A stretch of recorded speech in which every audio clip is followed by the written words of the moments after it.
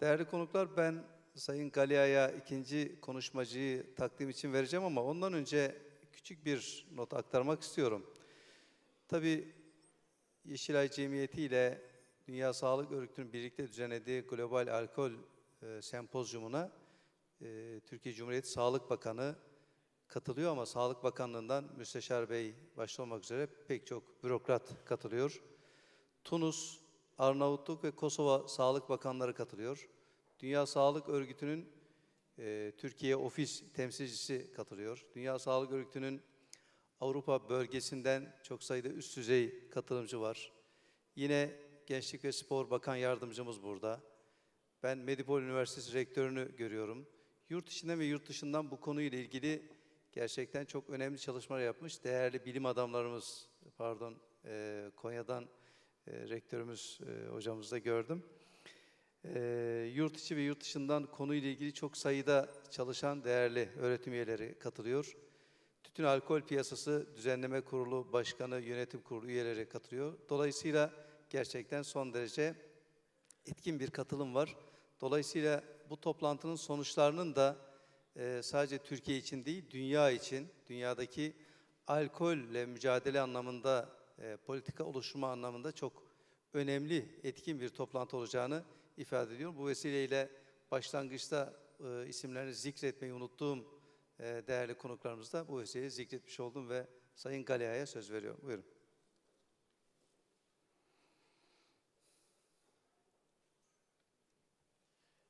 Thank you also for introducing the fact that this is a truly international, truly intersectoral audience of policymakers.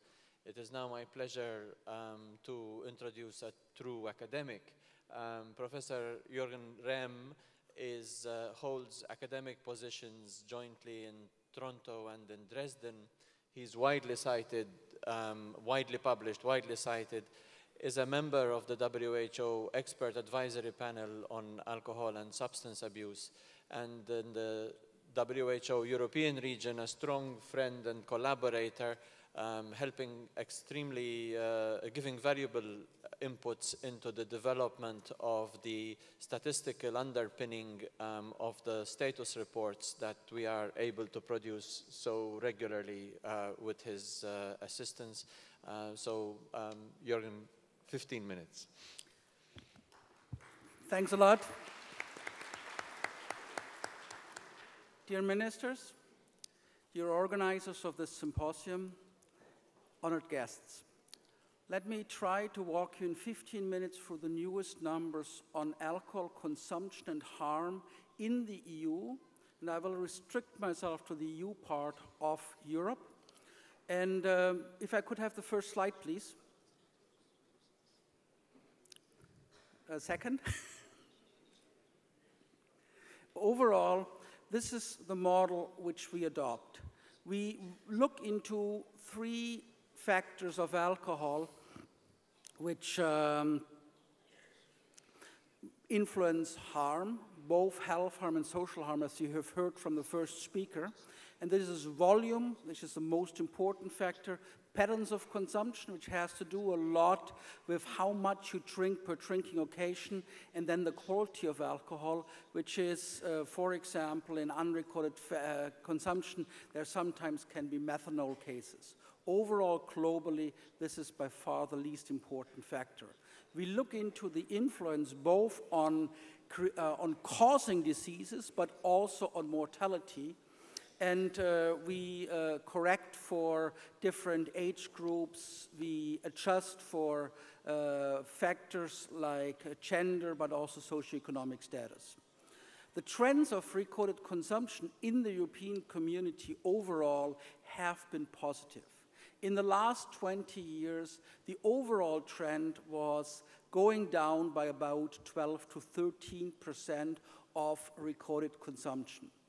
Actually, this would mean that the EU would fulfill the criteria which have been set by WHO to reduce non-communicable diseases, which amount to 10%. However, this is not true for all countries and not true for all regions. If I look into the EU as a total, this is the trend overall over the last 20 years, and you see it has been almost steadily going down. If I look into different regions of Europe, you see that the West and Central West, the old EU, has a trend which is going down. The level is still very high. The unrecorded is about 1 liter pure alcohol per capita, and the overall drinking patterns, and I'm using the same score which the speaker before me used, it's a pattern of drinking score we developed for the WHO, is relatively good. It means alcohol in this part of Europe is consumed less detrimental than in other parts. The Central East and the Eastern part of Europe, however, is showing increases over the last, more unrecorded consumptions, and overall a pretty bad pattern of drinking. The Nordic countries also have been increasing, whereas the South has been going down. Overall, the EU has going down, but the level of alcohol consumption in the EU is still twice the global level. Europe is the region of the world which has the highest drinking worldwide. The eastern part of Europe outside of the EU is, for the smaller regions, the highest, but the rest of Europe with the EU is following very closely. If we go into country-specific, you see that there are huge differences.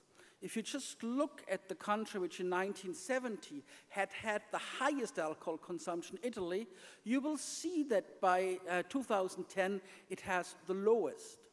If you look into some other countries like the UK, you see that there has been an increase. So overall, we had quite a mixed picture. On the one hand, this is showing us that alcohol consumption and how we deal with alcohol consumption is not God-given.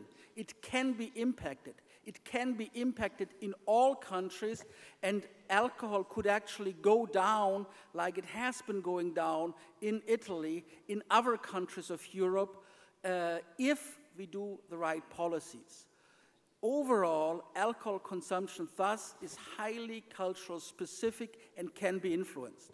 If we look into the non-EU and candidate countries, and I've just listed 4 here, you see that, for example, Turkey is way below the overall average of other European countries, and you also see that these countries also are quite varied. And it is not necessary that overall the consumption in those countries would increase. There are ways how to prevent that, and during the day you will hear a lot of those different ways how to prevent that. If we go into alcohol attributable health harm, I will restrict myself to 3 different health indicators: cancer, liver cirrhosis, and injury. Overall, in terms of mortality, the deaths coming from alcohol-related liver cirrhosis, cancer, and injuries cover 90% of the overall net attributable deaths from alcohol. So this is the full picture. And if you look into alcohol-related deaths of those 3 categories, in Europe, you see that the changes between different countries are several-fold. You also see that overall, you have a movement from the west side of Europe to the east side. The Western European countries, ceteris paribus, have way less alcohol-related deaths than the East, and in the East, Greece is one of the exceptions. But if you also look into the absolute numbers, you see that within Europe, there are 5 to 7-fold differences in alcohol-related deaths. That means even in a relatively homogeneous part of the world, a lot can be done if the right policies are being chosen. And what you also see in this picture is that it is not only the average consumption which plays a role, it also is those countries who drink the same amount of alcohol more detrimentally, who have by far the more detrimental consequences, the more deaths. Overall, if we look into alcohol, and we have to say that it mainly, it affects overproportionally the younger people. For the age group between 15 and 35 or 15 and 29, alcohol, not only worldwide but also in Europe, is clearly the #1 cause of death. If we look into the age group under 65, which would characterize premature deaths, we would say that in Europe, 1 out of 7 people dies from alcohol. These are only the causal effects of alcohol, not those other diseases which are widely related to alcohol, but where alcohol does not have a causal effect. So alcohol causes 1 in 7 male deaths under age 65 and 1 in 12 female deaths under age 65. If we go into the rates for liver cirrhosis, you would see that we still have this east-west gradient with way more liver cirrhosis deaths in the east. Turkey is not on this map, but I can assure you that the liver cirrhosis deaths would be overall, the alcohol-attributable liver cirrhosis deaths would be much lower than not only the average of Europe, but also the lower countries. If you look into something like the overall years of life lost in Turkey, and all of my data are for the year 2010. They're based on the Health for All database of the WHO Europe. So for 2010, if we look into the deaths in Turkey, you see that alcoholic liver cirrhosis, that liver cirrhosis overall is pretty low. It actually is in 2010, the 24th category of death. And that is a direct consequence of the way alcohol is consumed in Turkey, especially of the low overall level of alcohol consumption in Turkey. In countries like France, Germany, or so, liver cirrhosis overall are part of the top 5 causes of death.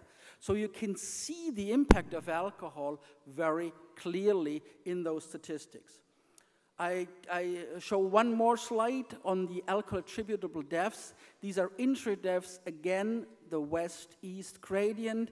And here we have almost 10-fold differences between the countries, and that has to do that a lot of the alcohol in the eastern part of Europe is consumed in heavy drinking occasions, heavy drinking bouts, and if you drink very heavily in one bout, you're especially prone to accidents, not only traffic accidents, but also to other accidents. So what are the conclusions? We have divergent trends in alcohol consumption in Europe, some good signs that overall the level is decreasing, but still on a very, very high level. Still, Europe, the EU, has about twice as much consumption than the global consumption. Overall, this means, of course, that harm is still very high. At any given year in the last 5 years, alcohol had caused every 10th death under age 65. We call that premature deaths. And if alcohol was taken away, the life expectancy in Europe would increase for men by 2 years. Harm is not restricted to health and to the drinker. I have concentrated, given 15 minutes, only on the health consequences. But as the first speaker has assured you, overall, alcohol is causing harm to others. For example, in the health field, it would be drunk driver killing kids, for example, who's never consumed any drop of alcohol. It would be FAS, that means the drinking of the mother causing neurodevelopmental problems, but also the social problems, violence has been spoken, public disorder, etc. So overall, alcohol consumption in Europe is very high, and even though there had been some progress in cutting down drinking, the health harm and other harm to alcohol is still over proportionally compared to the rest of the world. Thanks a lot.